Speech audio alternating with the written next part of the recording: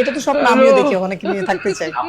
ড্রেসআপের দিক থেকে এটা আসলে না না, যেমন অন্যরা দুধু দেখায় আমি তেমন দুধু দেখাই না।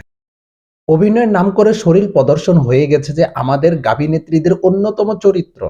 তারা ধরে নিয়েছে সেলিব্রিটি হতে হলে শরীর দেখাইতেই হবে, ও চা নিচা জায়গাগুলা দেখাইতে হবে, বাচ্চাদের খাবারগুলো যদি না দেখায় তাহলে অভিনেত্রী হওয়া কোশ্চিন কালেও সম্ভব না। এবং তাদের সাক্ষাৎকার যে মিডিয়াগুলো নেই সেই মিডিয়াগুলো সত্যি অসাধারণ কিউট।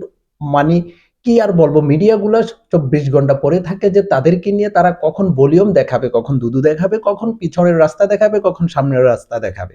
এই সাংবাদিকগুলো এতটাই নিকৃষ্টতম সাংবাদিক যে তারা এদের ভিডিও করতে করতে, এদের নিউজ করতে করতে তাদের কখন কোন দিক দিয়ে গরম হয়ে যায়, কখন কোথায় দিয়ে কি হয়ে যায়, চেতনা দণ্ড দাঁড়িয়ে যায়, কখন ঘুমের মধ্যে স্বপ্নদোষ হয়ে যায় তারা নিজেরাও জানে না।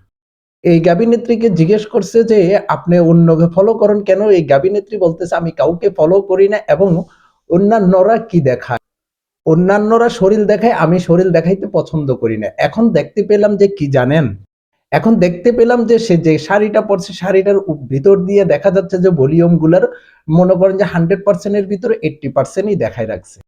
কিন্তু সে বলতে চাচ্ছে যে সেটা কি বলে অন্যান্য জনদের মতো শরীর দেখায় না। তো সে যদি অন্যান্য জনদের মতো শরীর দেখাইতো তখন তার অবস্থা কেমন হইতো একটাবার কি চিন্তা করে দেখছেন ভাইয়া?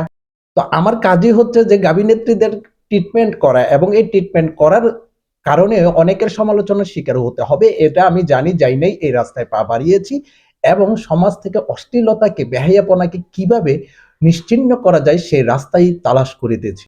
শুধু এই গাভিনেত্রী গুলারই দোষ নাই, দোষ হচ্ছে যে এই তথাকথিত কিছু ইউটিউবার মিডিয়ার আর কিছু ফেসবুকার মিডিয়ার, যারা নাকি যে তাদের সকাল যাত্রাটা শুরুই হয় গাভিনেত্রীদের ভিডিও প্রসব করে এবং রাত্রে ঘুমাইতে যায় গাভিনেত্রীদের ভিডিও প্রসব করে।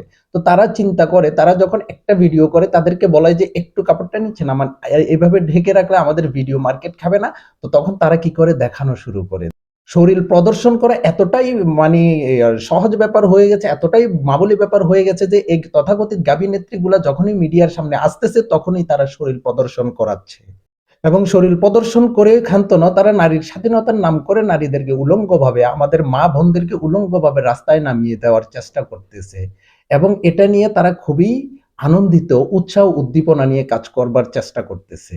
এই গাভিনেত্রীগুলাকে সময় মতো উচিত জবাব দিতে না পারলে তাহলে ভবিষ্যৎ প্রজন্ম অন্ধকারের দিকে যাবে, এতে করে কোনো সন্দেহ নাই।